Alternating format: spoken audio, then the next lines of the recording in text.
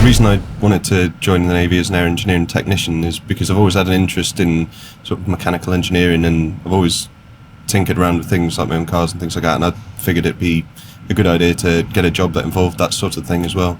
And the Navy seemed like a good option because you get to travel around as well while you do it and get to see a few things. On a day-to-day basis, if the aircraft are flying, we'll service them before and after flights.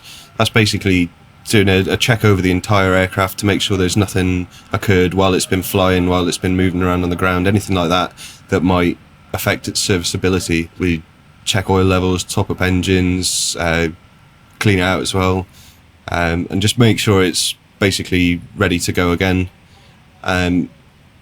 Less often then, when you do have maintenance that occurs as a result of faults and that, we'll actually get involved in things like changing wheels, changing engines, changing blades, that sort of thing, and that's when it gets even, a bit more interesting. That's the bit that you really like. When you are embarked on a ship, things tend to take longer. I mean, every time you move an aircraft, you've got to lash it down when it stops, and they do get shuffled around a lot because it gets pretty busy, especially on when you've got 3 different squadrons operating off the same flight deck, and it does get quite challenging to achieve what you think is a normal thing to achieve in a normal time slot when you've got all these added things. So you might be working up on top of the aircraft, and then you'll have another one that's landing on at the same time, so you've got to climb back down, wait for that to land on, climb back up again.